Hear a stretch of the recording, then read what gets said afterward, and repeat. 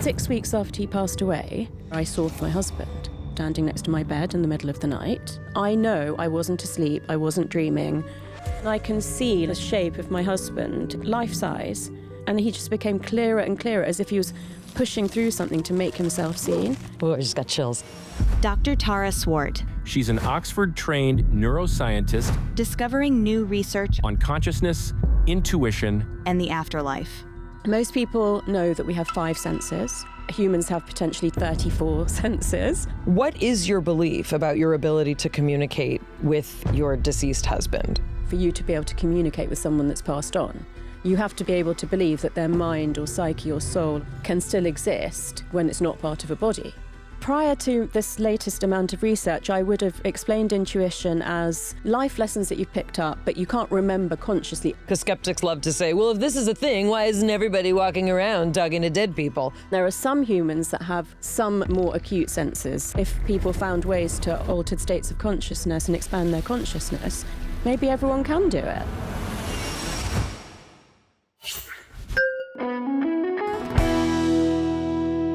Hi, I'm Mayim Bialik. I'm Jonathan Cohen. And welcome to our breakdown. Today we're going to be talking about intuition.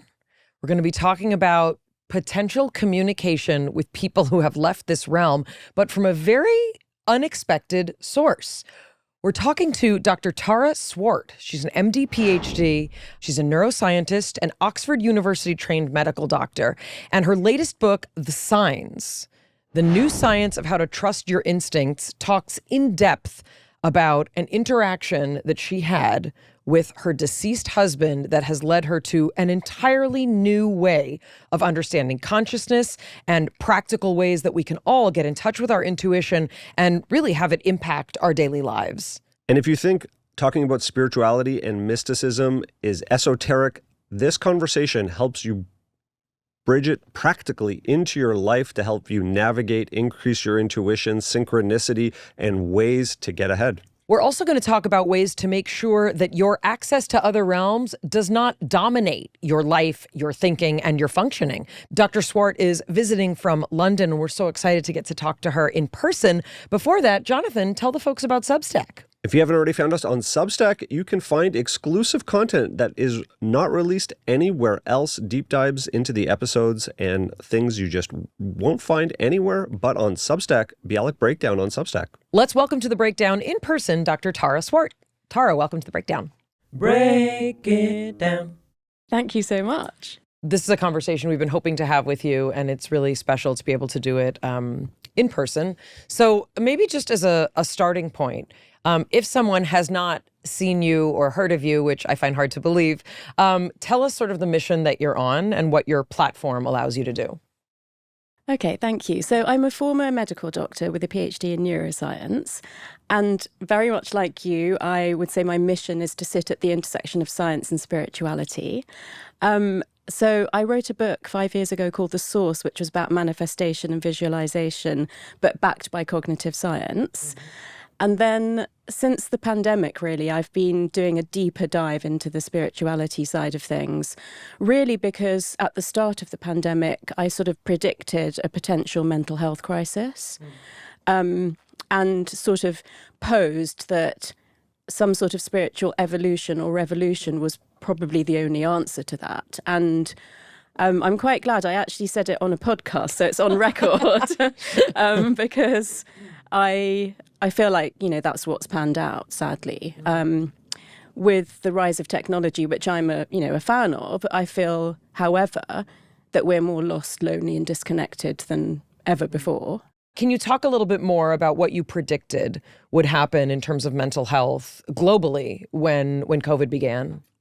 Yeah, I mean, because I was a practicing psychiatrist, so that's usually the angle that I look at. Obviously, there was a physical health issue. It was like an invisible threat. And it just made me think, what is this going to do to people? The social isolation, the fear of death, potentially, having loved ones actually pass away. Not knowing how long it was going to go on for was a big thing that came up for people.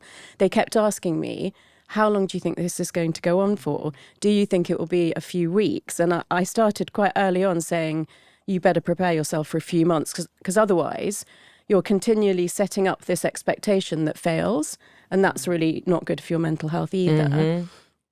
And then there were really interesting things like, I personally had a very vivid dream that was like a health anxiety dream. And then a journalist called me up and said, can you comment on this global phenomenon of vivid dreaming? And I was like, is that a thing? I knew it happened to me, but I didn't realize it was happening, you know, all around the world. And apparently the only 2 times it's happened before is during the world wars. So when something happens to everyone around the world, it doesn't matter who you are, where you are, how privileged or, you know, how sort of, you know, under-resourced you are, that threat was the same for everyone. And psychologically, it was obviously playing out through dreams, that they were mostly an anxiety type of dream. It might not have been to do with health necessarily, but yeah, so that I found that fascinating. And then I think, as you'll agree with everything, when emotions are repressed or they're not understood, well, you don't sort of manage to regulate your nervous system in a way, then there are going to be knock-on problems. And I think there was just this chronic background stress all the time, and then probably peaks of acute stress for people for different reasons. And it just made sense to me that that was going to become a problem. At the same time, one interesting thing is that there were no planes in the skies. There was no traffic. You could hear birdsong. People really valued being able to go outdoors and spend time in nature. And so it's almost like the answer was coming at the same time as the problem. But then I feel like as soon as it was officially over, which, you know, that's debatable, but people just went back to concrete jungle, you know, rat race, because sort of like, I know a lot of people started working from home more, but I still feel like that wasn't beautiful quality time in nature or with art. And I didn't, you know, the art is an interesting thing that I noticed because I got really interested in the area of neuroaesthetics, which is about art and beauty and creativity and the benefits for our mental health, physical health and longevity. So I've trained myself to notice nature and beauty. And you'll find that that will happen all the time. I'll be like, oh, that's so pretty. Look at that. Because I think that's very similar to gratitude. It's putting your brain in the oxytocin state of love and trust rather than the cortisol state of stress and anxiety. I think a lot of people during that time period realized something that may have been happening in the background because it was amplified, which is this high level of chronic stress all the time that they didn't notice because they had acclimatized to it. And then all of a sudden the rise was like, oh, wait a second, I really don't know where baseline is. Can you talk about the role of that level of stress in people's lives and the impact on them? Well, let me start by asking you both a question. Did you notice that you put on weight during that time? Yeah. I mean, the reason we started this podcast is because we were noticing things that were happening for us.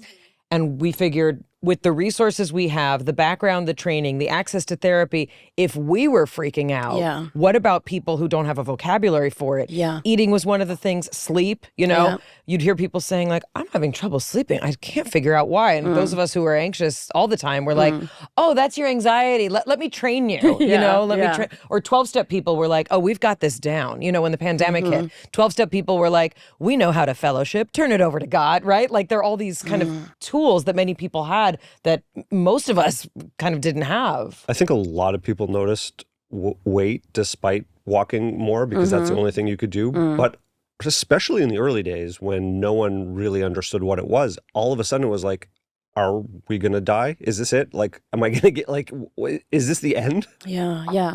I mean, I think I'd really like to pick up from where you said that, you know, we understand things maybe that not the average person does. And so when I noticed that I had put on weight, and I think probably what's more noticeable is that afterwards, all of my sort of girlfriends were like, I need to lose weight. You know, we need to get back to how we were. But when I noticed that I'd put on weight, and it was particularly around my belly, normally that would start my whole internal narrative of like, you know, I don't want to have a pot belly and I need to lose weight. But I looked in the mirror and I thought, because I know it's the action of cortisol, I thought this is what my body's doing to survive. And that's actually amazing. And for the first time in my life, I was like, I like my little pot belly because it's showing me that I am stressed, so I can acknowledge that, but also that my body is this incredible thing that's doing what it can to survive. And basically now I kind of need to be kinder to it. And the other thing I really noticed, because when you've got high levels of cortisol, is that it dehydrates your whole system. So, my hair was like so dry and frizzy. And I spoke to a friend who's a hairdresser, and she said, just don't wash it for as long as possible. Let the natural oils like kind of work their way through. So, yeah, it was quite a feral time, kind of like. But I think in a way, it actually just really made me appreciate, what the brain does. And then, of course, try to do all the healthy things later to sort of rectify some of those things. Yeah. Mayim Bialik's breakdown is supported by BetterHelp. I don't think it's just me. I'm sure most of us are guilty of oversharing in a group setting, maybe with strangers. We've all been there, but how many times has that actually been the most helpful solution? Pretty rarely in my experience. Therapists, however, are clinically trained and licensed. BetterHelp has been helping people find their therapist match for over 10 years. They've got a 4.9 rating from 1.7 million client session reviews. I've learned to absolutely share appropriately, both with my therapist and with the skills that I learn in therapy. It helps me better manage where and who I take my troubles to outside of the office.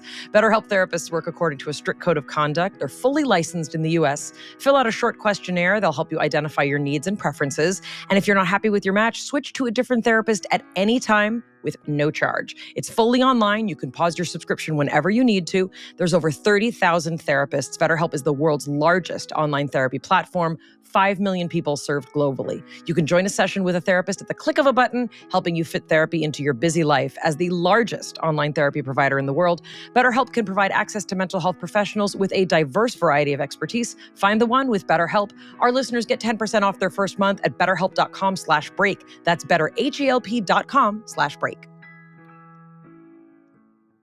Mayim Bialik's breakdown is supported by Shopify. Shopify has already taken the cash register online, helping millions sell billions around the world. But did you know that Shopify can do the same thing at your retail store? Give your point of sale system a serious upgrade with Shopify. Shopify POS is your command center for your retail store. From accepting payments to managing inventory, Shopify has everything you need to sell in person. You get a powerhouse selling partner that effortlessly unites your in-person and online sales into one source of truth. Track every sale across your business in one place. Know exactly what's in stock. Connect with customers inline and online. Shopify helps you drive store traffic with plug-and-play tools built for marketing campaigns from TikTok to Instagram and beyond. Get hardware that fits your business. Take payments by smartphone. Transform your tablet into a point-of-sale system, or use Shopify's POS Go mobile device for a battle-tested solution. Plus, Shopify's award-winning help is there to support your success every step of the way. Do retail right with Shopify. Sign up for a $1 per month trial period at shopify.com/breakdown, all lowercase. Go to shopify.com/breakdown to take your retail business to the next level today. Shopify.com/breakdown. That particular time in our history, right, as a people, that, as you indicated, a spiritual solution might be on the other side of. Mm-hmm. And I wonder, I can't help but think of it, and I think you do as well, and I can tell from your writing that you do as well.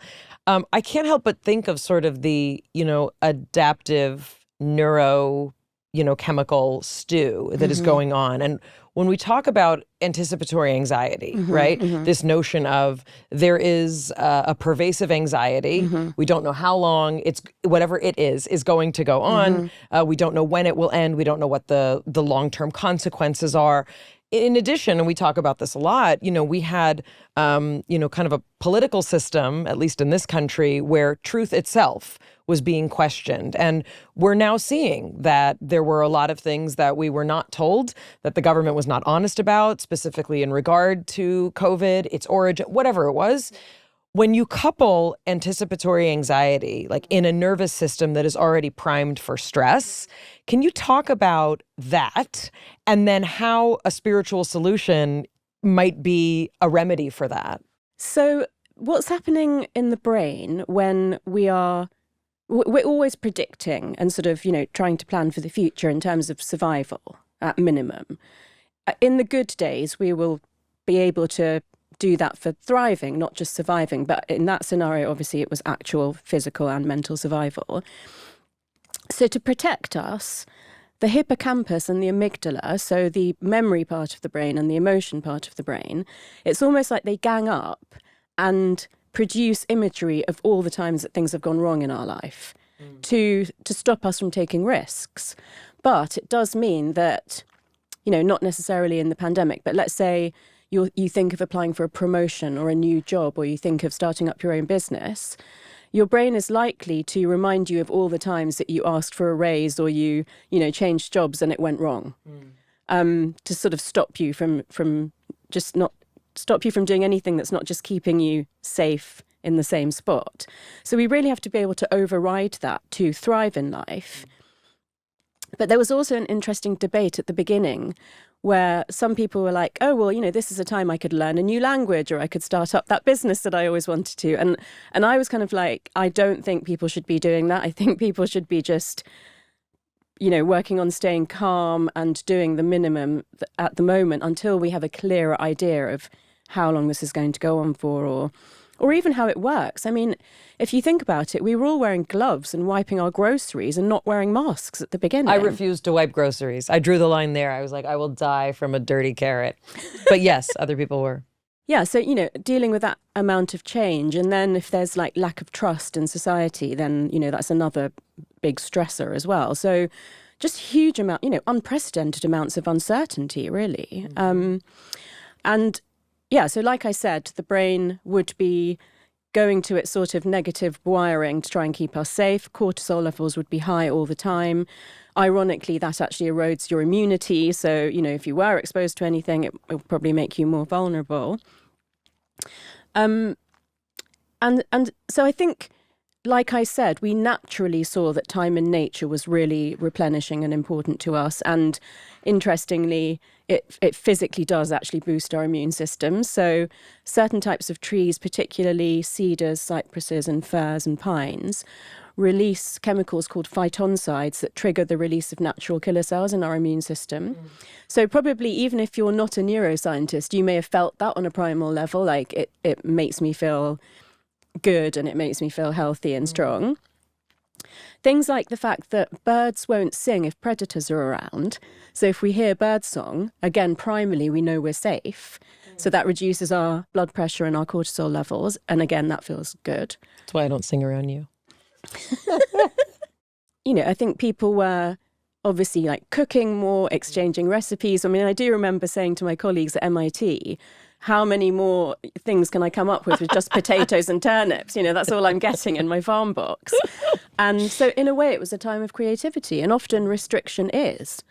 So a lot of the antidotes were coming as part of the problem, which is really interesting. And I think, obviously, we would have appreciated more than ever the difference between naturally meeting people during the day and at least handshaking or hugging, and then suddenly not being able to do that. I can't imagine what it was like for people that were living alone. I mean, I had a few clients at the time that were living alone, and I think it was an extremely isolating and depressing time, which probably would lead some people, younger, healthy people living alone to take more risks, because it's just actually like, it's not really surviving to just be on your own for that length of time and hardly be able to go out and things like this. The way that I started looking at it, in retrospect probably, is that feeling connected to something greater, having purpose, and particularly purpose that transcends yourself, understanding the importance of community, and even if that had to shift, how you could keep that as part of your life. And then going back to ancient wisdom, I mean, I think maybe a gift that I had during that time was I had more time to go down some rabbit holes of things that I was interested in. So I personally did, I had these 8 tabs open on things like Kabbalah and Sufi mysticism and Buddhist philosophies that I never had time to read when I was working full time, but I had time, and they felt relevant. And I started thinking about the fact that our ancestors didn't have resources to do anything that wasn't crucial to survival. But they danced and they drummed and they sang and they made cave art and they adorned themselves. So we think, generally speaking, people think that cave art is really the first sign of the fact that, art is part of what makes us human and it was crucial to our survival. But I found out in my research that tens of thousands of years before that, we made tools that were more beautiful and symmetrical than they had to be to do their job. So that was important to us. And so that's kind of what I mean by spirituality, is a return to things that are beautiful, things that are natural, things that are creative, what the human spirit can do from, out of oppression and restriction. A lot of dance forms came out of things like slavery and apartheid. And so as I went down that rabbit hole, I sort of extended it to things like the border of life and death, the importance of the arts and culture, and awe, experiencing awe and wonder, whether it's at nature or an impressive building or something, are really important to us, as opposed to having a mundane sort of existence that doesn't really make you feel alive. You had a loss in the middle of kind of all of these years, and your book, The Signs, talks in detail about some of the transformations that you have experienced. But can you talk about what your own personal grief experience was like in terms of it giving birth to really an entirely new way of thinking? So to just give a bit of backstory, my husband had an underlying condition. So he'd had aplastic anemia in his 30s, and so he was immunocompromised. The treatment that allowed him to live for the next 30 years compromised his immune system. So he was one of those people that was very vulnerable during the pandemic. And so we had to move out of London and live in the countryside, literally in the middle of nowhere, and see no one. And at times when we got the messages from the NHS, I had to shield him. And so, we had even less choice than the average person in terms of sort of, being isolated and how we lived. But we lived in the countryside, and, we had a lovely home with lots of greenery around it. And, in a way, that time we got to spend 24/7 together for about 18 months, which most couples don't get to do. So I'm grateful for that. And you still liked each other and loved each other. Yeah, I mean, a lot of people found out during COVID they didn't like the person that they were married to. I know. And do you know what? In the early days when people said things like, I hate my husband or I got divorced, I was like, I really, really loved my husband, and he died. It's kind of, there's no sense to these things sometimes. So actually, just as things were sort of starting to open up again, but it was still very much like COVID was around, my husband's condition progressed to acute myeloid leukemia, and he started the treatment, which was really brutal, and he was hospitalized for a lot of the 4 months that he was between diagnosis and death. And during that time, I had to hold on to this unwavering belief that he was going to make it. And I just had to keep doing everything that I could to try to make that happen. I mean, I had to COVID test every single day to be allowed to visit him in hospital. And suffice to say, it was an absolutely savage time of my life, and it ended in the worst possible result. And even though I understand how the brain works, I was very fortunate in that I hadn't had an experience of grief apart from losing my grandparents when I was younger. I just completely fell apart. Like I didn't know how I would get through a day, let alone what was going to happen to me over time. And I think some of my friends thought that I might throw myself back into work as a way to just cope. But I had this really strong feeling that I couldn't do that. I mean, I don't think I would have been capable of actually, sort of performing, but also I felt like I had to go to the bottom of all of these emotions, like really go as far down as it was going to take me to be able to, come back again. And, in a way that was actually in a healing way, not sort of covering up, the emotions. Actually, one of my favourite books is called I Dreamed of Africa, and it's by Kuki Gallman, who experienced a lot of loss.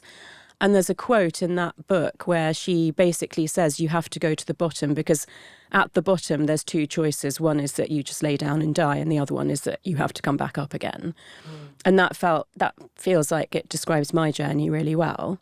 Can you explain what the grief felt like? Meaning, was it lost possibility? Was it loneliness? So it's interesting that you've put it like that, because I don't think I even had the ability to articulate it. I remember the day after Robin passed away, a neighbour came into the house and said, "How are you?" And I just stared at him, and I literally, that no words came into my head. That I couldn't say I'm okay like you normally do, because I wasn't, but I didn't actually know what to say. And then the following week was actually would have been my wedding anniversary. So some of his friends came over in the evening and obviously said, "How are you?" And I said, "The second week isn't as bad as the first week. That's all I can say." So what it felt like, I can only give you an analogy, not really words, was it felt like being in a bottomless black pit and just falling forever. And thinking there's no end to this pit. I'm just going to keep falling. Yeah, that's all I can say. And I mean, I think their absence physically is very much in your face as well, because like I said, this was somebody I spent 24/7 with. So, I mean, this actually I feel quite distant from this in a way now, but I do remember I would walk around the house crying, saying, "Where are you?" Yeah, just, and then later, I guess, coming back to the things that you said, thinking, I thought I was going to be married for the next 30 years. Like, what's going to happen to me now? I found myself being a widow in my 40s. That's not what I had, planned for at all. So just a whole sort of gaping different future ahead of you as well, that you have, you feel like you can't really control what that's going to be like. And a few of my friends said, "You're going to be able to help so many people after you go, going through this experience." But I was like, I've been a doctor and a coach. I do not want to have to go through this so that I can help other people. But, it's almost 4 years later now, and I do feel like I can help other people. I feel like being able to go through it as a human being, but also being able to step back as a neuroscientist and kind of watch what was happening to me was really interesting. And I always said, I'm never, ever just going to share a sad story. But if I learn something through the benefit of hindsight that I think would help others, then I would share that. And, how that started was that everything I had believed before about spirituality, love, abundance, manifestation, I just felt so angry, like it was all wrong and it had all let me down. And so anything that I'd believed before wasn't going to help in my grief, because I would just keep going back to thinking, well, the one time that it mattered the most to me, it failed. But then, literally from the day after he passed away, every single time I went to the windows in both my houses, because I started going back to London more to be with my friends more, I would see robins in the garden. And now in the countryside, that's more likely to happen, less likely in London. But even in the countryside, every time I went to the window, I mean, it was like, I wanted to receive a sign. I'd heard people who'd lost others saying that they got signs, but I was trying too hard and I wasn't really getting anything apart from seeing these birds. And his name was Robin, so it's more meaningful than just any bird. And then I had this experience where I saw him standing next to my bed in the middle of the night. Tell us about that. So it was about 6 weeks after he passed away, and it was literally 4 a.m. Like, I was fast asleep, but I do remember I was lying on my left at the edge of the bed and my right shoulder wasn't covered by the blanket. I had briefly woken up because I'd heard a noise, and I just went to check that it wasn't an alarm going off. And then I thought it might be birds in the distance, but in retrospect, there was never that kind of sound there. So I went back to bed, And then I got woken up by a massive thump to my shoulder. I literally was like woken up. I wouldn't thump you to show you how hard it was, because it's like, so obviously I opened my eyes and now you're awake. I'm awake. And I'm just like looking into the darkness thinking, what was that? And then I can see like the shape of my husband, exact life size. In the dark, I was like, is this, am I seeing this? And he just became clearer and clearer, as if he was pushing through something to make himself seen. Oh, I just got chills. I was a bit like, but if I think about it now, this genuinely was a man that if there was any way that he could let me know that he was still around, he would do whatever it took. Why do you say that about him? Well, we met kind of later in life, so we really cherished each other. And he literally acted like a 16-year-old. I remember once we went to the orthopedic surgeon about his hip, and as we were leaving, he said, "Oh, well, a lot's changed since we last saw you because we've got engaged." And I was like, why are you telling the orthopedic surgeon that we got engaged? He couldn't help himself. I think, he was 62 when we met, so I don't think he thought that he was going to find love in his life. And yeah, we were just very, very lucky and really loved and cherished each other. And he obviously constantly told me that he loved me, but he also used to say to me, "You're totally safe and totally protected," which I think is like, for me, or I think most women or people, is like just the most reassuring thing that someone can say. In the 5.5 years that we were together, there was not one time that he didn't drive me to the airport and come and pick me up, and I travel a lot for work. So actually arriving at Heathrow was really awful for me for the first year or so. And sometimes I would just actually think, maybe somehow God or whatever can just make this all have gone away and he'll be there. And I'll act like nothing happened. I'll just accept that he's there and we'll carry on our life again. And then, of course, every time he wouldn't be there. Mayim Bialik's Breakdown is supported by IQ Bar, our exclusive snack sponsor.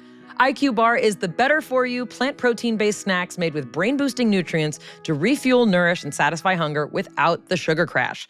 Their plant protein bars are packed with high-quality ingredients to help keep you physically and mentally fit. IQ Bar is free from gluten, dairy, soy, GMOs, and artificial sweeteners, which means it's Jonathan's favorite thing to eat any time of day. More people than ever are starting their days on the right foot with IQ Bar's brain and body boosting bars, hydration mixes, and mushroom coffees. Jonathan, I find these wrappers everywhere. You're eating them all the time. I will. I'll eat them for lunch. I'll eat them after lunch. I'll eat them for snack and as a dessert after dinner. Right now, IQ Bar is offering our special podcast listeners 20% off all IQ Bar products, plus get free shipping. To get your 20% off, text BREAKDOWN to 64,000. Text BREAKDOWN to 64,000. That's BREAKDOWN to 64,000. Message and data rates may apply. See terms for details. Mayim Bialik's Breakdown is supported by Mint Mobile. You know what doesn't belong in your epic summer plans? Getting burned by your old wireless bill. While you're planning beach trips, barbecues, and 3-day weekends, your wireless bill should be the last thing holding you back. With Mint, you can get the coverage and speed you're used to, but for so much less money. For a limited time, Mint Mobile's offering 3 months of unlimited premium wireless service for $15 a month. So while your friends are sweating over data overages and surprise charges, guess what? You'll be chilling, literally and financially. Say bye-bye to your overpriced wireless plans, jaw-dropping monthly bills, and unexpected overages. Those suck. All Mint Mobile plans come with high-speed data and unlimited talk and text delivered on the nation's largest 5G network. Use your own phone with any Mint Mobile plan. Bring your phone number along with all your existing contacts. Jonathan, we had to see if this lived up to the hype, and you tried it out. I tried it out. I put my business phone on there. It worked perfectly. I was so impressed by how easy it was and how good the coverage was. This year, skip breaking a sweat and breaking the bank. Get this new customer offer and your 3-month unlimited wireless plan for $15 a month at mintmobile.com/break. That's mintmobile.com/break. Upfront payment of $45 required, equivalent to $15 a month. Limited time new customer offer for first 3 months only. Speeds may slow above 35 gigabytes on unlimited plan. Taxes and fees extra. See Mint Mobile for details. Mayim Bialik's Breakdown is supported by Symbiotica.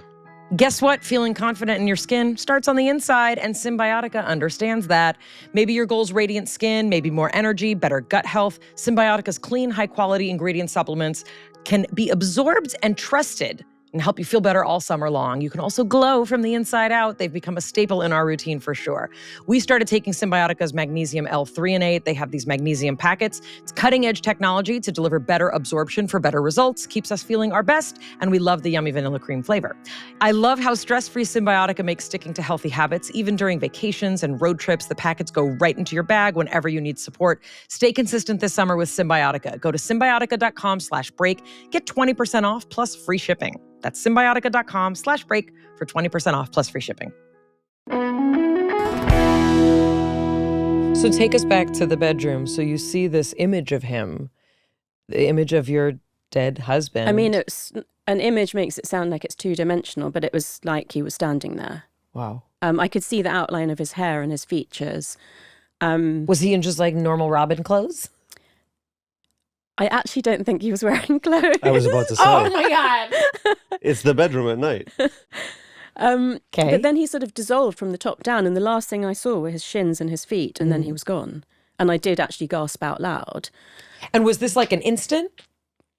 It was pretty quick. Yeah. I mean, it took some time for him to come through, but then he just dissolved. Did you feel scared? A bit. Yeah. I'm assuming you've never seen a ghost before. No. Do we call it a ghost? I don't know. I don't know either. No. And it's not an apparition. What do you believe you saw? Well, then I fell asleep again, and when I woke up in the morning... I would never sleep again. I'd be like, okay, sleep was fun, but never going to sleep again. Just going to wait and see if that happens. I think I probably slept for at least 4 hours, and deeply. And then I obviously remembered it, so I Googled in the morning, is it possible to see a deceased loved one? And Google said 60% of older people can have an auditory hallucination after they lose their spouse. And I remember thinking, that feels very sad to me that that's the explanation. I know I wasn't asleep. I wasn't dreaming. What I saw was present. Also, you're a doctor. Yeah. And, and I'm a scientist that also questions things. But of course I thought, do I tell anyone about this? Because maybe they'll think I'm literally deranged with grief. Did that occur to you that you might be deranged with grief? Yeah. There have been a few times in the last few years that I thought, like, am I okay? Am I depressed? Am I having psychotic symptoms? So one of my neighbours wanted to go to the Christmas market to get flowers, because I think it was December. And I didn't know her that well. I didn't know if she was spiritual or religious or anything. But I guess on the drive back, I just couldn't help myself. And I said, I saw Robin by my bed last night. And she turned to me with the most beautiful smile on her face, and she said, "You are so lucky." And then she shared that her father had passed away a year ago and that she hadn't experienced anything like that. So I thought, okay, that's a good response. Usually when I have a dilemma, I ask 3 different people what they think. And I'm quite good about making sure I'm not just choosing people that will tell me what I want to hear. So I also then shared with my friend who's a psychotherapist. And she said something like, well, what does it mean to you? Oh, those psychotherapists. Yeah, exactly. So I thought, okay, she's neither validating nor denying. And then I told some friends of Robin's who I went round to lunch at their house. Their daughter was there. Because he was so much older than me, I'm kind of in between the age of his friends and their children. And they're all very old school British military people. So telling them was probably my biggest risk. And as soon as I said it, they said, yes, Imi had the same experience when her aunt, my friend's wife's sister, passed away. She said she felt her sitting at the end of her bed. And that's when I thought, okay, if these people think it's okay and they've got a similar experience, then maybe it is okay. And I had a guy that lived on the grounds of my property, for security and stuff. And I knew that he had lost his partner to suicide just before he'd started working for us. And so I said to him, is it okay to ask you something about grief? And he said, sure. And I said, do you think it's possible to communicate with people that passed away? And he got really quite het up and said, absolutely not. And if that was the case, why wouldn't, people would be talking about it. But even in my grief, I thought that can't be the reason it's not true, just because people aren't talking about it. And if that is a potential barrier, then I'm going to talk about it. And the more I did, I honestly don't think I've had a conversation with anyone that hasn't had some kind of experience, either of someone that's passed away, like feeling their presence or smelling or hearing something, or at the very minimum, if I say to someone, have you ever thought of someone really randomly that you've lost touch with, and then they message you, everyone I've said that to has said yes. And then imagine this, fast forward 3 years, I'm doing research for the book, and I ask AI if it's possible to see someone that's passed away, and it's a totally different answer. And it says that it's common and often comforting to see, hear or smell someone that's passed away or feel their presence. And of course, then I went down another rabbit hole of ancient wisdom. And in our genetic inheritance as humanity, there were people that could communicate with the deceased. And quite similar to near-death experiences, people who have that ability don't fear death as much, and they don't fear like failing in life, so they're more likely to take healthy risks. So what anthropology says is that those genes were more likely to have died out because these people were risk takers. However, genetics isn't as simple as that. So somewhere in genes that are inherited down, the ages, there will be a propensity to be able to sense the other side or the other plane. That's potentially an explanation for mediumship or being psychic, if we believe that's a thing. Well, it also explains why not everyone can do it, right? Yeah. Because skeptics love to say, well, if this is a thing, why isn't everybody walking around talking to dead people? But that's also the notion that there could be some sort of sporadic, right? Yes. Some sporadic representation of this kind of ability, whether it's, neuroanatomically based or Yes. psychically based or whatever. Or neurochemically. Yeah. And so let me give you some other similar examples. So dogs and cats, for example, can smell much more sensitively than we can. And they can even smell some diseases and impending death. So in nursing homes, people realised over time that these cats and dogs were going to sit next to people who were about to pass away. And actually that makes complete sense, because when you're dying, your cells die off in a certain order. And as those cells and tissues are dying, they release a certain smell, which these animals can recognise. We can't smell it, except Nurse Joy has what's called hyperosmia. She smelt her husband's Parkinson's disease. What? Yeah. And because of her ability to do that, they've now created a swab test that can predict Parkinson's disease years before any of the other, ways of testing that we had previously. So what I'm kind of trying to say there is there are animals that have senses that we don't have. There are humans that have senses that we don't have. And there are some humans that have some more acute senses than other people. So that kind of answers this whole thing about, well, why isn't everyone doing it? Although in some respects, I feel like I would like to think that maybe if people tried, if people found ways to, altered states of consciousness and expand their consciousness, maybe everyone can do it. I don't know. What was your mission when you started this particular book? You were in this intense time of grief. You had to choose to come out from the black hole that you described yourself going into. When you went out and started to do research, was it that you were looking to try and improve your own experience, or were you trying to explain the mechanism or something else? A bit of both, I think. So about 2.5 years after Robin passed away, I had got to a place where I felt I could communicate with him and receive messages from him, mostly through signs, mostly that come from nature. Signs. But also through, like a dialogue in my head. And that's why I said that at one point I had to question if I was psychotic, because I would either just I would either ask a question and get an answer, or I would just get a thought in my head that I knew wasn't mine. But having been a psychiatrist, I know that that's called thought insertion, where you believe there are thoughts in your head that aren't your own. So I was like, am I okay? But to me, the nature of them, because I, knew him so well, he speaks in a way that's not the same as I speak or think. And so it, definitely felt for me like these were messages from him. And at first it was just the sort of comfort of thinking that he's still around me somehow, still, saying you're safe and protected. But then at kind of difficult times in my life, because obviously there are a lot of practical and material ramifications of becoming a widow, I was getting like certain types of guidance, things like, waiting to make certain decisions. When I was kind of thinking, I really need to get back to these people, and it would be like, no, wait. And then like something positive would like happen. And I would have actually gone and probably done something, quicker.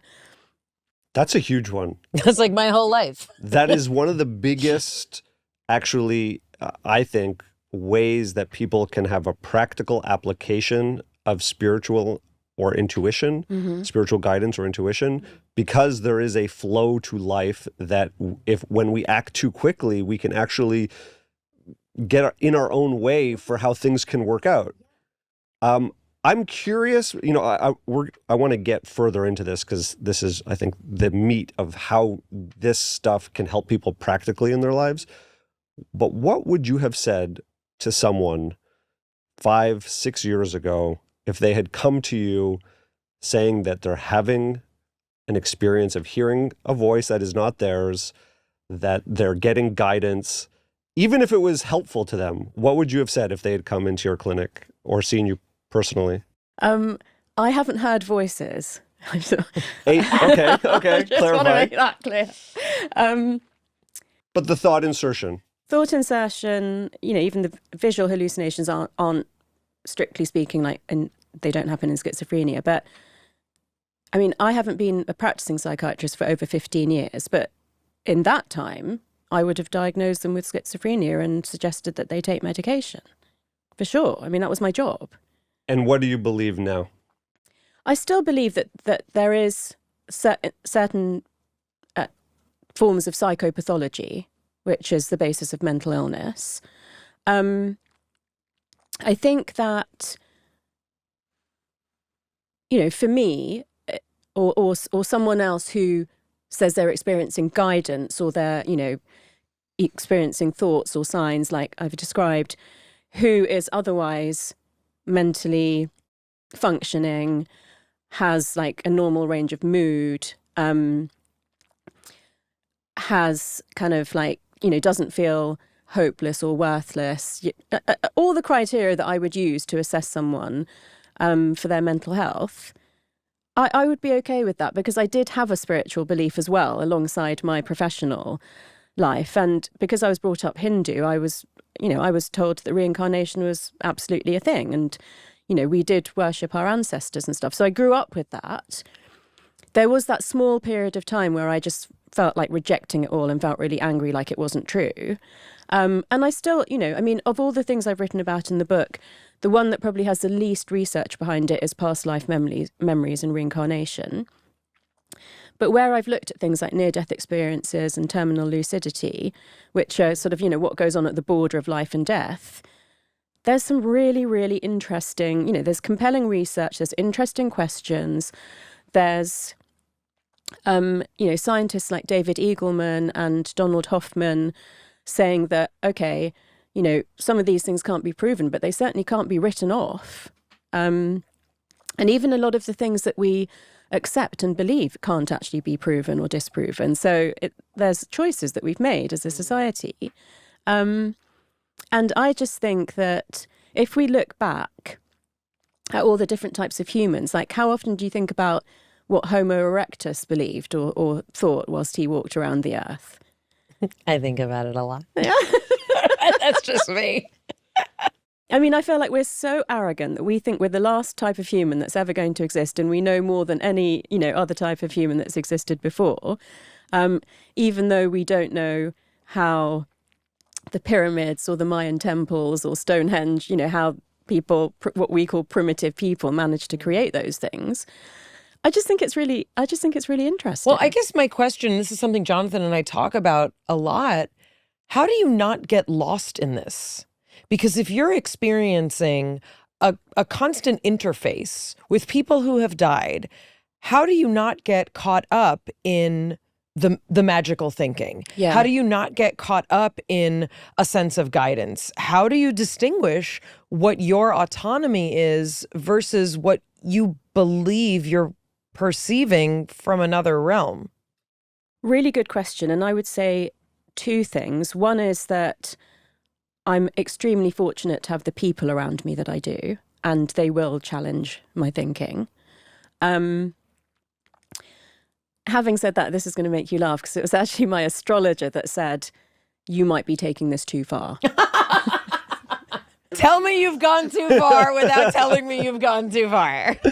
So interestingly, he always said, I don't predict the future. I will never tell you what to do. And, your sort of astrology is like a coat and you choose how to wear it. But when I asked him to help me to choose dates for our wedding, he said to me, you should not marry Robin. And I remember at the time thinking, you're never supposed to tell me what to do. This is really weird. But I'm just gonna leave that there because I am gonna marry this man. And then after he passed away, I said to him, why do you remember that you said that to me? And you're not supposed to tell me what to do. So why did you say it? And he said, because I could see that you were going to experience terrible pain. And I said to him, you've always said to me that if I try to avoid a lesson that astrology is trying to teach me, it's going to come and get me some other way. Because time's not linear anyway. Exactly. It's going to keep looping on it. And yes, I have experienced terrible pain, but I also got to be married to this wonderful man that showed me unconditional love, and I don't regret it at all. And I actually said to one of my friends who has lost, she's much younger than me, but she had lost her father and her sister when I first met her. She said, eventually I had to accept that that was my sister's journey. And I remember thinking, I don't think I could do that. But because she put that in my head, I got there quicker as well, and I sort of accepted it. And basically I said to her, I would go through what I've been through 1,000,000 times over to know that Robin knew he had love at the end of his life. I mean, I had to bathe him, dress him, feed him. And I remember once I was kneeling on the floor putting his socks on, and he just started crying and said, what would I have done without you? And I said, well, you don't have to think about that because, I'm here and I'll do everything. So yeah, basically I said to the astrologer that I have got to this level of communication with Robin, and that I'd watched the Disney movie Coco about the Day of the Dead and the veil, lifting of the veil. And I was like, I think I can go further. I think, I'm going to explore this further. And that's when he said to me, you would be opening yourself up to some potentially dangerous things. And that's when I had the good sense in myself to say, I could do exactly what you said. I could go down that rabbit hole, and that could become my whole life, and it could consume me. And actually, the things I'm really grateful for now are that I'm alive and that I'm healthy, because I've seen what it's like when that's not true. And I would be not taking the gifts that, everything about Robin that he gave me if I didn't engage in this life now, for real. And that's when I decided, this is enough. I've received enough to feel comfort and guidance and joy now. I don't need to take it any further. And I need to re-engage with life. And that's when I thought, I've got to go back to work now. And I had a few options of which way around I could have done things, but I decided to write the book first. Well, this is a great segue back into the practical. You talked about timing as one of the ways that you can use an intuitive ability or a connection to something greater than us in order to help us practically navigate life. If someone is starting out on their journey trying to increase intuition, first, it's the awareness that it's possible, right? what would you start to say to them to sort of open their minds that there's more to their experience than they're currently having? Well, in the practical section of the book, I thought about the order of this really carefully. The chapters are called Connect with Your Senses, Connect with Your Intuition, Connect with Creativity, Connect with Nature, Connect with Your Tribe. So I would start with the senses because most people know that we have 5 senses. We have 34 senses at our disposal. Yeah. There is this phrase, the sixth sense, and sometimes people think it's balance, sometimes people think it's intuition. But I made a very strict kind of definition of what a sense is. So it had to be a stimulus that causes a receptor to produce a chemical that creates a response in the body. And so as I started, I found this journal paper that said humans have potentially 22 to 33 senses. Now, obviously, having been at medical school, I knew about some of the ones that maybe the average person doesn't, which is like thermoception for temperature, nociception for pain. Rectal fullness, not something most people think about.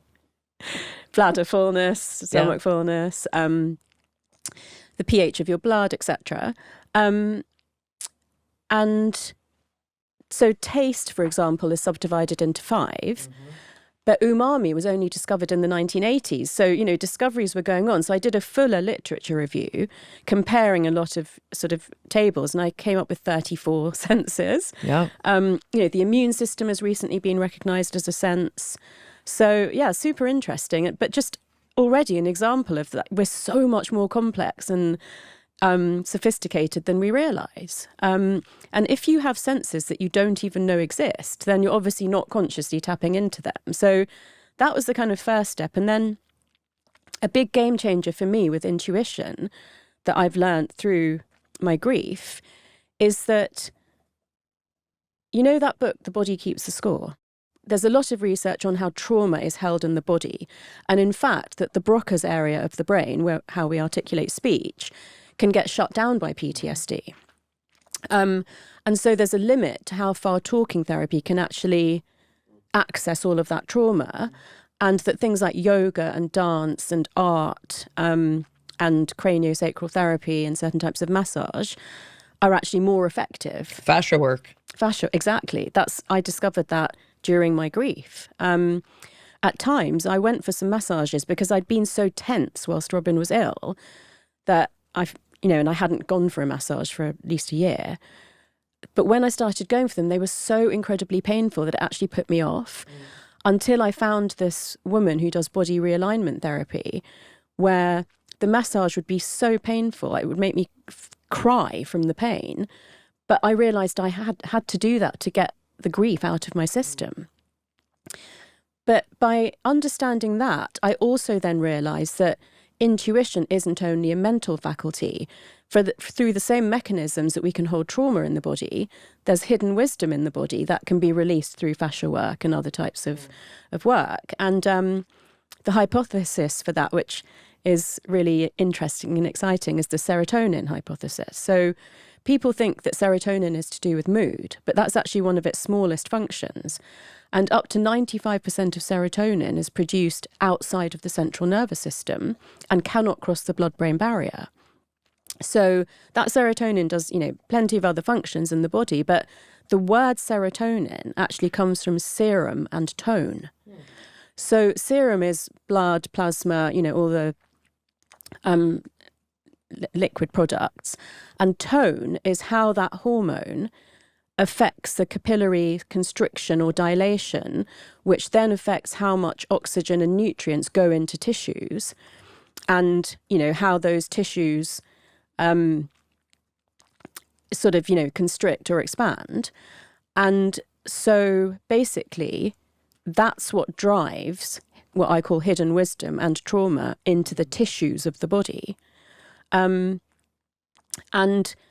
so, I've always been big on intuition and journaling, but it takes it to the next level if you understand that physicality is a really big part of unleashing that. Can you define intuition, especially in terms of, it not being this thing that's floating out here, but something that viscerally, right, is in your body?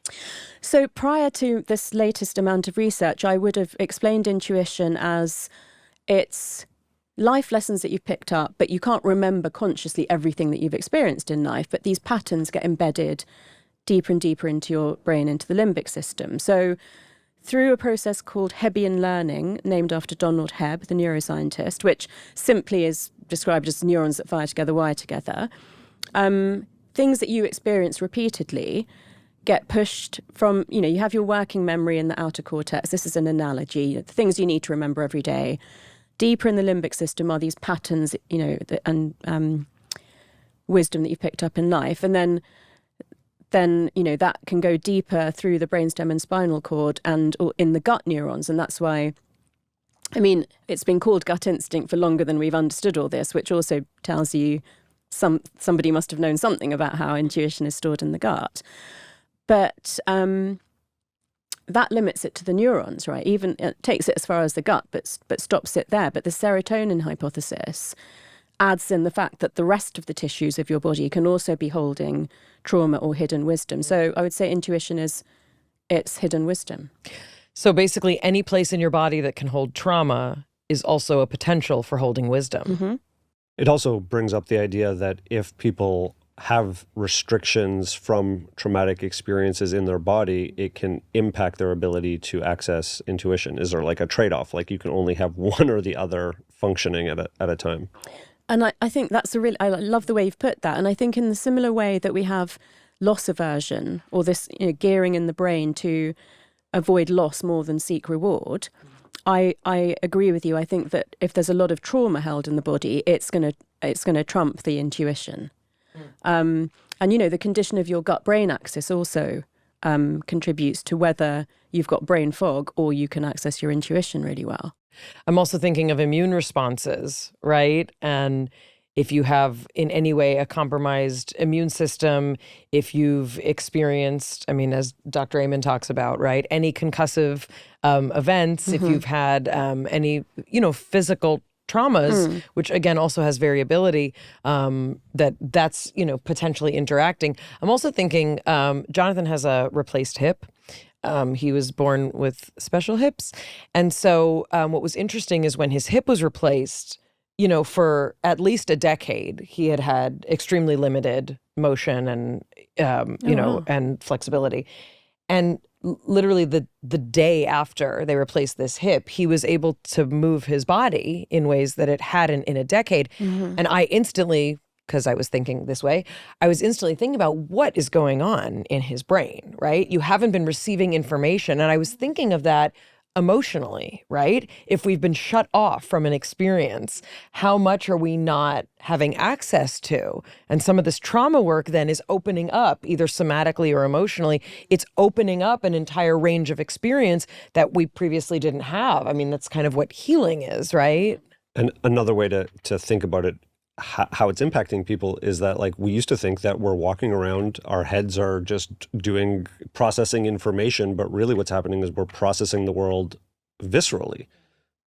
When we're sitting down with people, we're not just processing what they're saying, we're feeling what they're feeling, we're feeling the emotions that are happening, and we're then accessing that. And you have an amazing moment where your body knew something before your brain did, which I think is a wild explanation that there's so much more happening in any given moment than we can realize. And often our brain is logically trying to catch up to this. Can you tell people what happened on October 4th on the anniversary and what your body was telling you? Yeah. So I heard one of my friends who's a psychologist had sent me a paper about pathological grief. And that said that 6 months is the low point.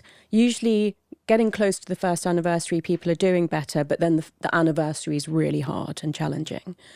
And I remember at 5 months post Robin dying, speaking with my friend who's like, he does trauma therapy and hypnosis, and saying, I'm so low, I cannot go, I won't be able to, I don't know how to cope with feeling lower than this in the next month. And thank goodness he said to me, you've done so much work, maybe you're already there and you're going to start feeling better soon. And that turned out, thankfully, to be correct. But then at the 10-month point, I thought, okay, I am doing better than I have so far. But I'm also very aware that this anniversary is coming up on October 26th, and I want to prepare myself for that mentally. Make sure I've got people around, just be very conscious that it's approaching. But from October the 4th, for about 6 or 7 weeks, I was in intense pain all over my body, and my mood stayed low consistently for 6 or 7 weeks, which made me question, am I in clinical depression?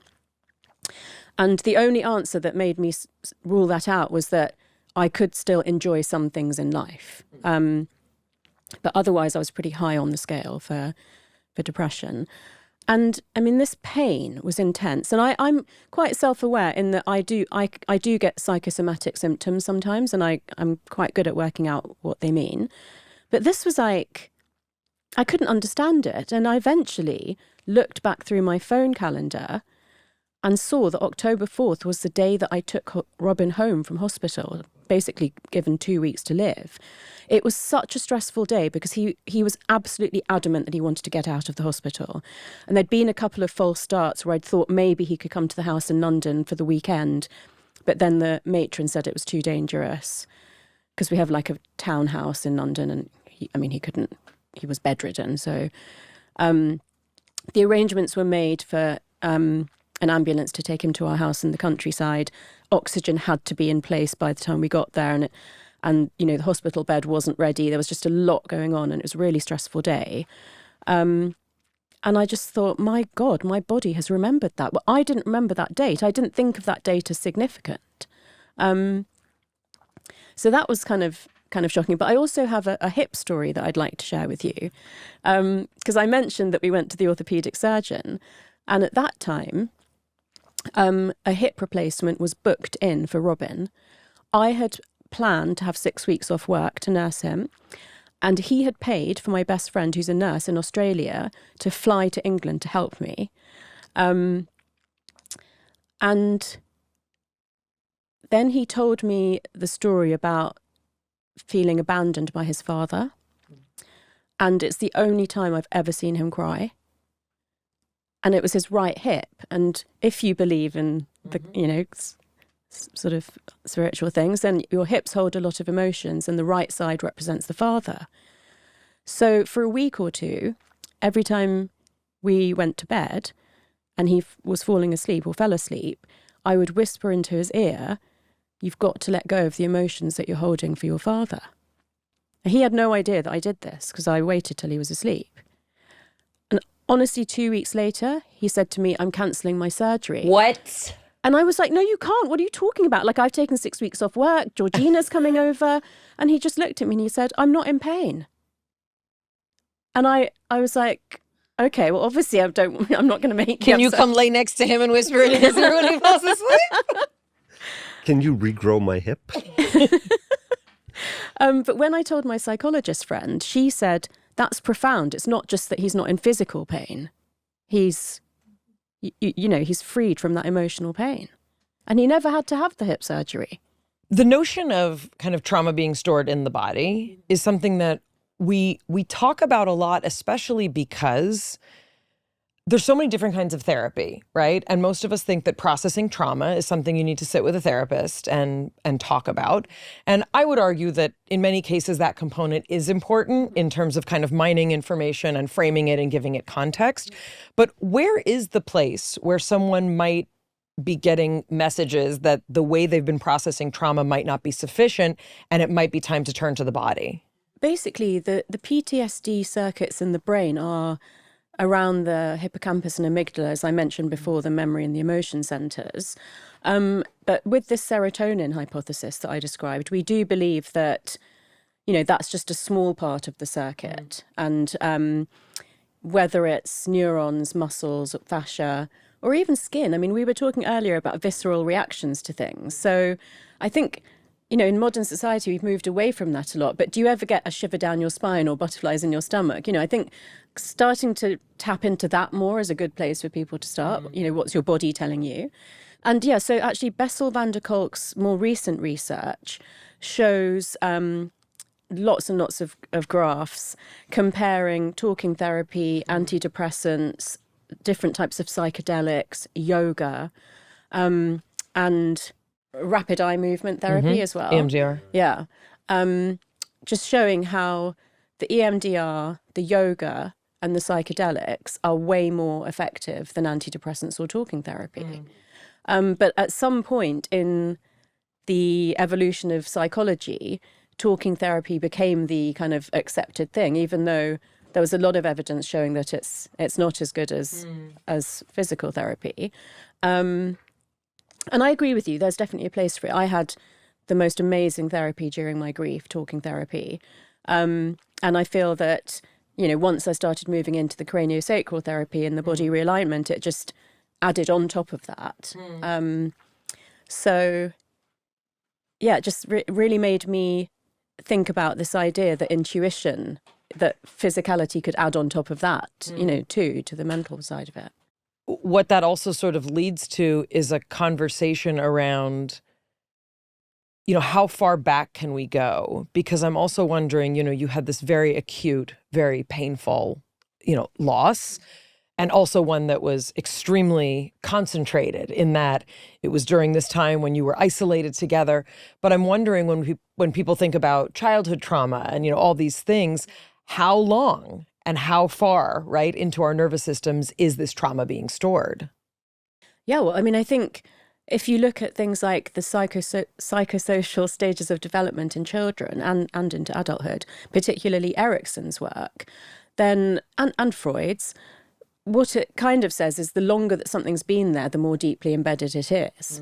And what a lot of people with PTSD say is that I'm speechless, or I don't have words, or I'm dumbfounded. And that's because of that shutting off of the Broca's area of the brain. So when something's that distant in time, it's deeply embedded in terms of it's almost... my colleague Deborah Ancona at MIT has done some research on ghosts in the executive suite. And she talks about those values and secrets and boundaries that were embedded into your psyche as a child, that you're not conscious of the fact that they're still running your life today.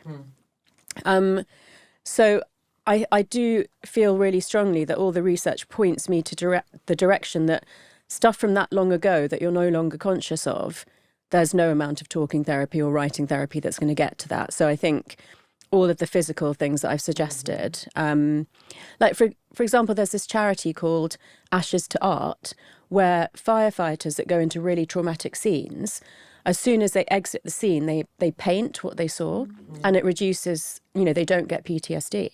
Yeah. What do you think is happening there? It's emotional processing, but it's also got a physical element to it. Because, PTSD often brings up images of what you've seen that you can't get rid of.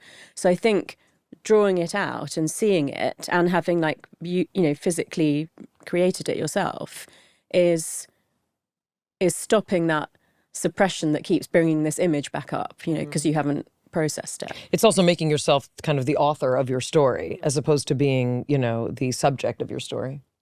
I've also heard you describe doing art, dancing, music.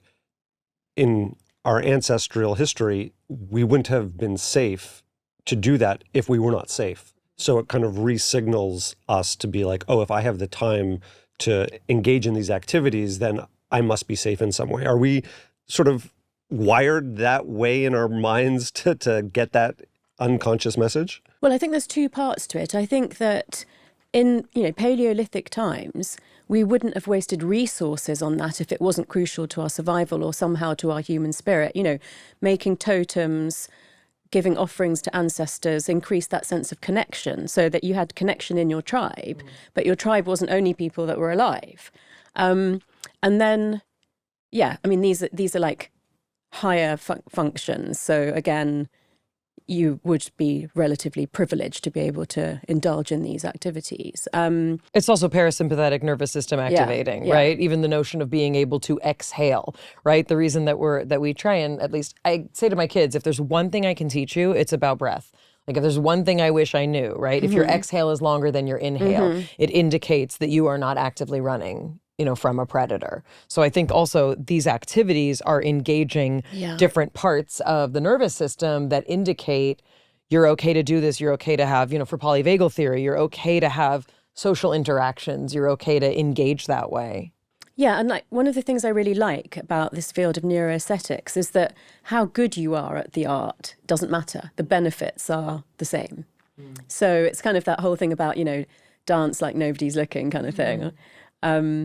Just sketch, paint, dance, sing in the shower, whatever, I just try to bring those things more into my life in little ways. But the biggest one for me is appreciating beauty. It's really changed my life. It's like gratitude next level. Because I talked about loss of sense of self, loss of relationships, loss of connection to something greater. Noticing beauty, it just kind of like enriches that tapestry of life, and it makes you feel connected to something greater. And nature's one of the easiest ways to do that, as it were. Even if you don't, I always say, like, even if you live in a city, there's always weeds making their way through, the pavement. There's always a sky. There's always clouds, hopefully. If you can get where there's stars, like that inspires that kind of that sense of wonder. One of the things that we keep kind of circling back to when people talk about consciousness is the ability to transcend this plane of consciousness. And we've spoken to theoretical physicists about it, and we've spoken to mystics about it, and we've spoken to all sorts of people about this notion of what does it look like and feel like to transcend that. And one of the ways that so many people are talking about is with the use of psychedelics. And we also talk to people who talk about deep meditation and, ways that you can access it. But one of the things that we keep coming back to is this notion of filtering, right? And when we're in a transcendental state, are we filtering less? Are we filtering more? Is it the shutting down of the default mode network that's sort of always telling you the things that are wrong? And you actually talk about the ascending reticular activating system, or ARAS. And I wonder if you can talk a little bit about this aspect of filtration. Is that filtering out, aspects that would interfere with us being in touch with something greater? What is that system for? Yeah, so that system is for the processes of selective filtering, selective attention, and value tagging. So because we're bombarded with so much data, the brain helps us by filtering out things that we don't need to be aware of all the time. For example, you're not aware of your clothes on your body all day, even though they are touching your skin receptors constantly, because that's just wasted information that you don't need. So in terms of basic survival, the brain has its own idea about, what you need and what you don't need. And it will, if not directed by you, it will filter out what it deems unnecessary, pay attention to what it thinks is necessary, and then tag those things in order of importance. And people with attentional challenges or people who are on the spectrum sometimes have challenges in this arena of knowing what to pay attention to and for how long. Yeah. Or if you've ever had a child with sensitivity to clothing, you know that sometimes they will tell you all day that they are sensing their clothing. Yeah. So these are places where there are challenges. Yes, But go on, yes. sorry. Thank you for pointing that out. So, so, yeah, if there aren't challenges, then that's happening naturally all the time. And so you notice things that are important and you move towards opportunities that are, crucial for you. You can direct this system a bit. So there's a logical and an emotional element to it. So the logical one is more kind of like, this is basically what we need to survive. The emotional one is things that you want, things you desire, things that would make you thrive. Whether it's through like the action boards that I described in my last book, or whether it's by making a list or just being, visualizing things, you can direct that process a little bit. But actually what Dr. Bruce Grayson said to me is that the brain is probably filtering down what the mind is capable of so that we can exist on this material plane. And things like psychedelics or ecstatic dancing or conscious connected breath work can alter our state of consciousness and perhaps expand that ability, whether it's the suite of senses, whether it's our intuition, whether it's, communication with other realms. And so there's also a really interesting piece of research called shared trait vulnerability, which is about the connection between creativity and psychopathology. So creativity is obviously a positive personality trait, but there is a genetic connection to a higher likelihood of mental illness, such as depression, schizophrenia, or addiction. And in shared trait vulnerability, there's like an area of overlap that's really positive, but there are factors that can mean that you're in psychological crisis rather than you're mentally healthy and you can be really creative. So basically, they're to do with hyperconnectivity throughout the brain, so making associations that not everybody does. Low latent inhibition, which is to do with the filtering system, and that filtering system being looser so that more stuff gets in. And then it's also to do with like your working memory and your cognitive flexibility. So if you've got a good working memory, a high IQ, you can think flexibly and differently, then you can get all the benefits of creativity to expanding your consciousness.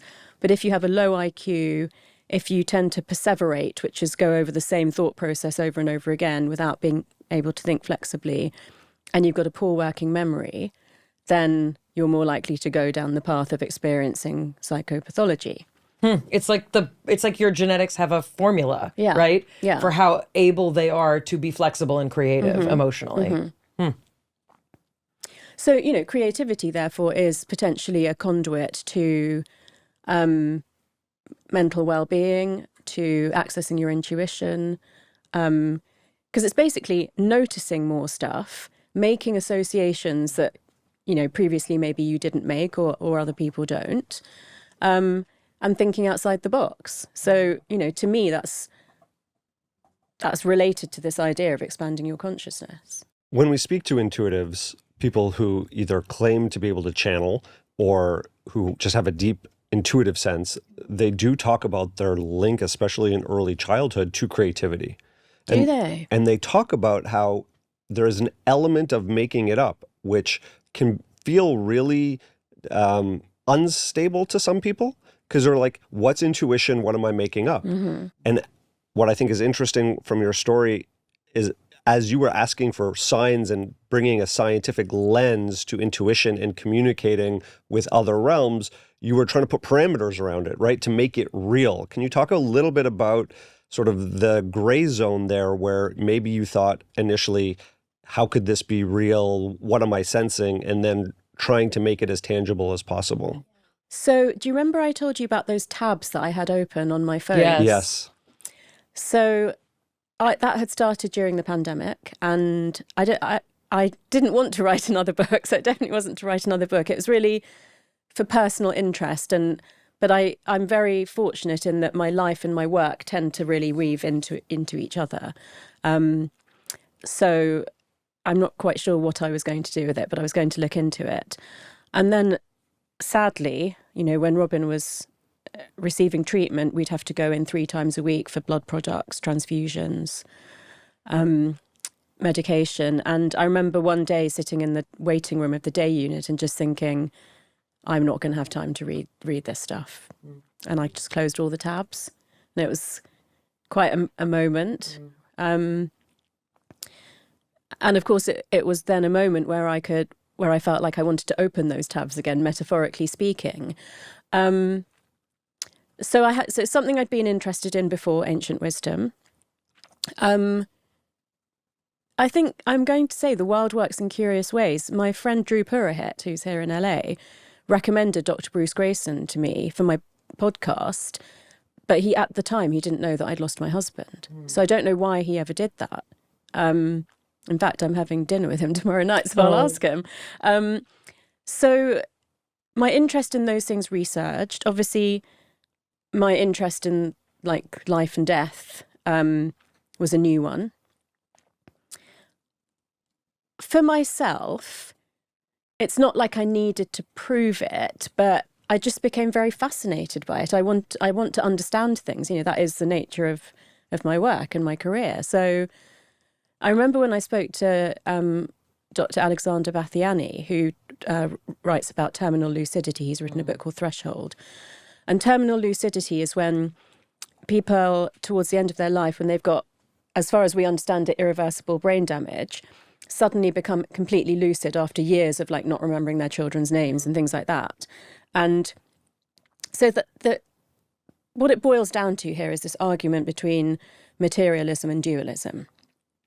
And so materialism says that all thoughts and emotions and processes arise from, physical neurons and chemical processes. And dualism asserts that these things can be independent of each other. So what Professor Bathiani says is that at the border of life and death, when the brain is under duress, perhaps we see something that we don't see during normal life, which is that these two can exist independently of each other. Because based on what we think we know currently, a brain of someone who's had dementia for years should not be able to function normally at all. We can't explain how that's happening. The only explanation is dualism.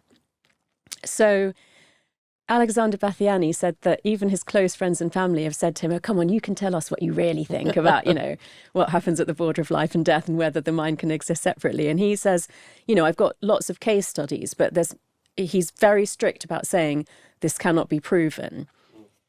And so I pushed him. He said, no one's ever pushed me so hard to say, whether I think this is true or not. And at the time, I hadn't shared, apart from with my inner circle, that I'd lost Robin, but I was desperate to know if this was, possible.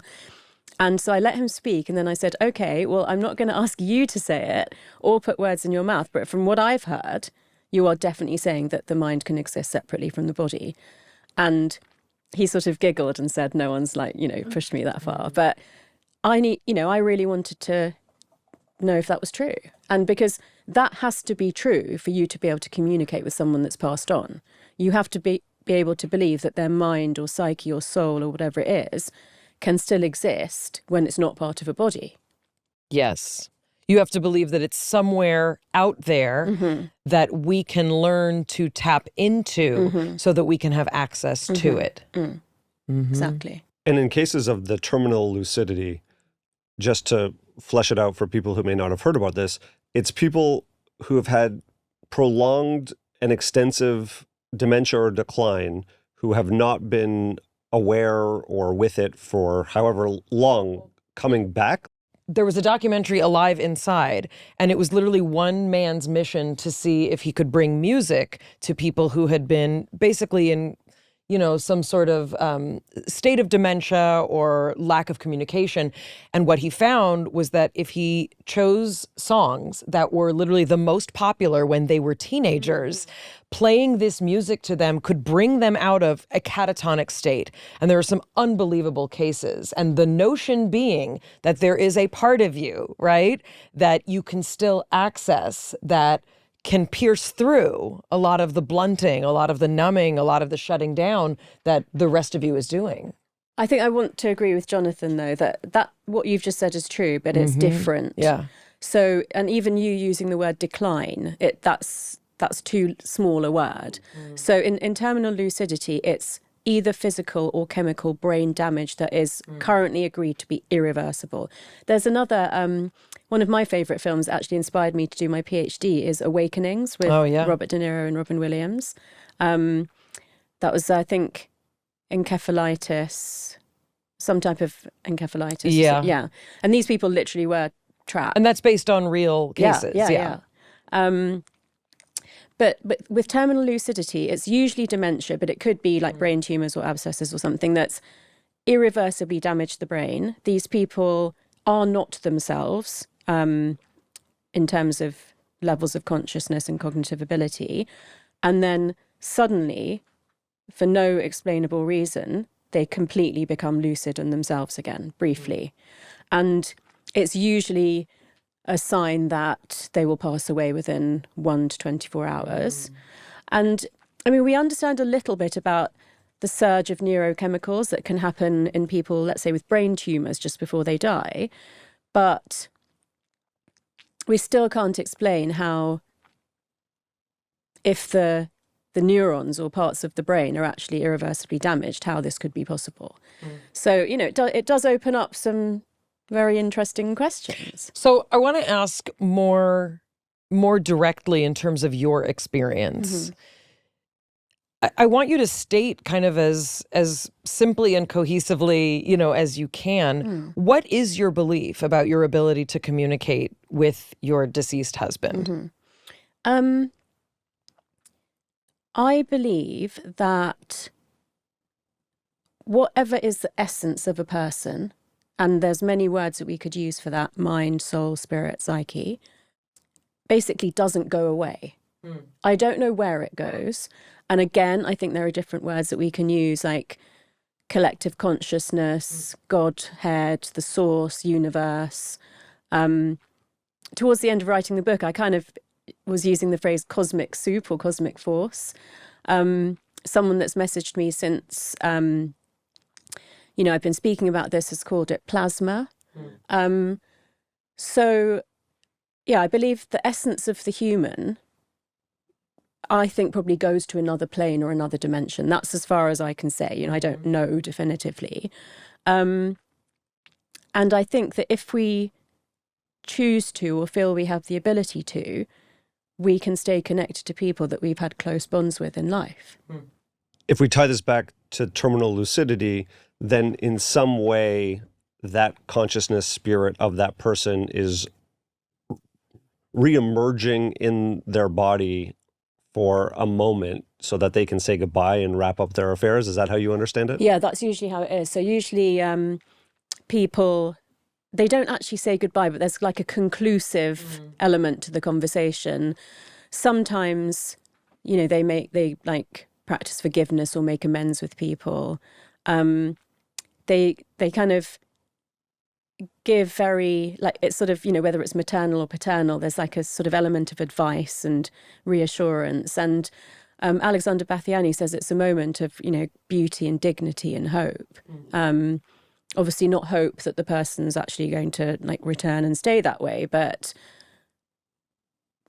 I always think that dementia is actually one of the cruelest ways to lose a loved one, because they're still physically there, but they're not themselves.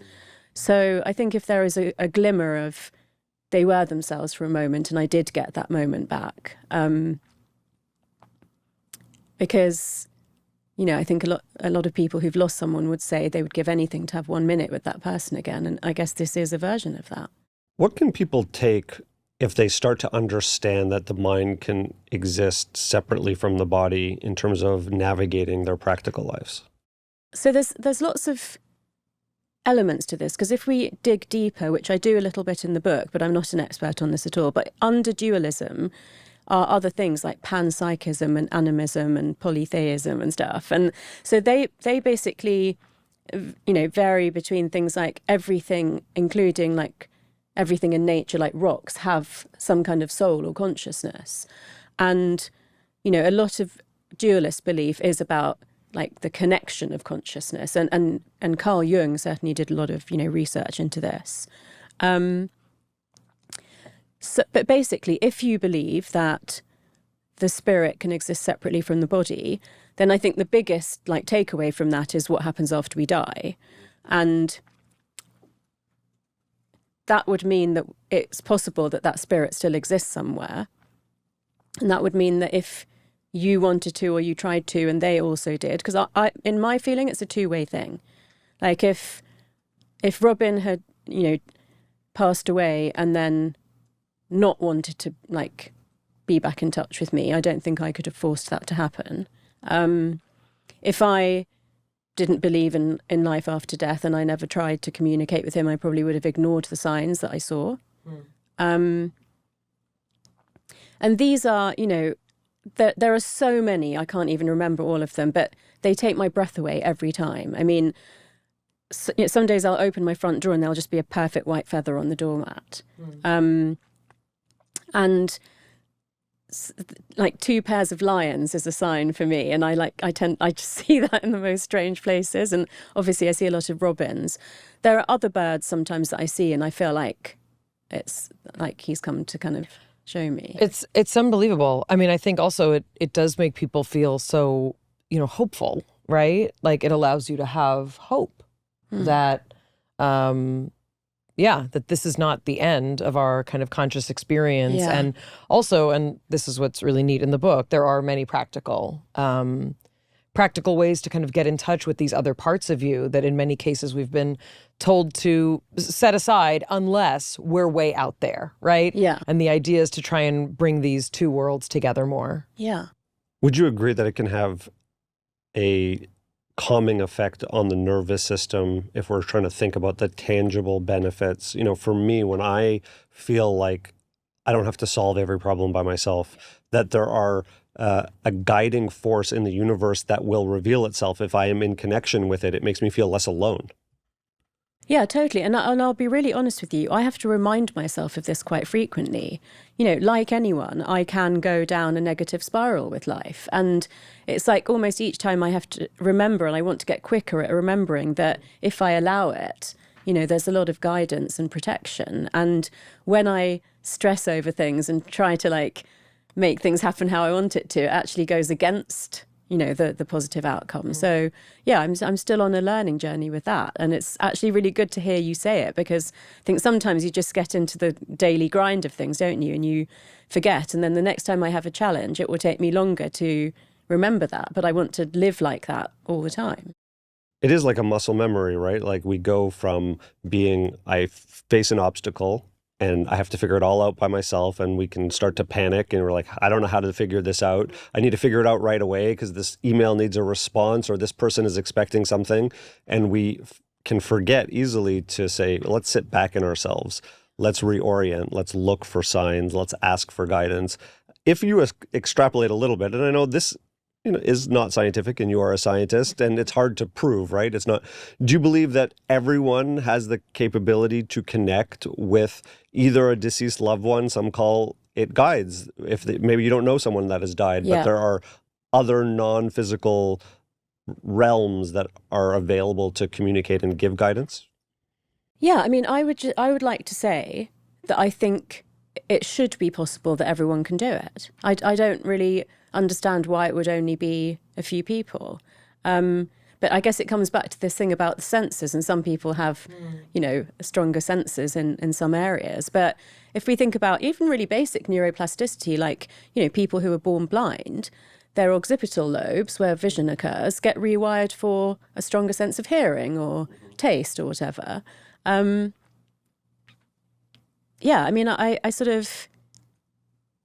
would like to think that everybody can. And I have received the most incredible messages from people since I first shared this. And one guy actually sent a voice note and said, I was listening to your podcast. I heard you talk about this elastic band in the figure of 8 or the infinity symbol that you felt was a sign from your husband.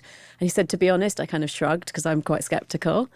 And he said, I was walking on the beach and I kid you not, written in the sand was I am, and then the infinity symbol. He said, I walked past it and then I thought, no, I've got to go and take a photo of this. So I turned around and he said, it was just a few meters behind me, so like a few seconds, and the I am had gone and all that was left, clear as day, was the infinity symbol. What I think is really fascinating about this is that I think 5 years ago, 10 years ago, you may not have been the person to sit here in front of us with your background and credentials to bring these ideas forward. No. And even in our podcast, which started talking to people about what their experience of anxiety was, or differentiating between panic attacks and anxiety attacks, and explaining depression as this scale of human experience, and that grief can mimic that, but we don't need to medicate grief. We need to actually go through it and process it. And we're just trying to normalize the human condition. And throughout the process, we've spoken to more and more people who fundamentally explain that a spiritual connection, tapping into something greater than our 5 senses, even 6 senses, are core to the human experience. And this is a birthright for all of us. And these are people from all walks of life. And more people from the medical community bringing this information forward. I'm wondering if this is the spiritual revolution that we thought was coming and has been brewing for a long time, but more and more these conversations are mainstream. I think so. You know, I was actually really impressed to hear like the range of people that you've had on this podcast speaking about topics like this. And for instance, a few months ago, I was asked to go on British breakfast television in Britain. And so I have certain angel numbers with Robin as well. So 1111 is like for twin flame or soulmate. So we've always had that. But since he's passed away, I see a lot of 4s as well. And when I didn't know what that meant. So when I looked it up, it said you're being guided and protected by your like guardian angels. And so that was quite specific to what I was experiencing. So on the way to and the way back, but on a different house, I saw the numbers 44 going to breakfast television and coming home. Later that day, my book, The Source, which was by then 5 years old, had gone from book number 2,500 and something on Amazon to book number 4 on Amazon. And then 2 days later, there was a guy on the same breakfast show who'd written a book called Angels Are With You Now, and was talking about white feathers being the angelic business card and seeing his mother's name on a car registration plate after she'd just passed away. And his book went to number 1. And I actually messaged him. He's called Kyle Gray. He's a very nice guy. And said, I was on the same program 2 days before. My book went to number 4.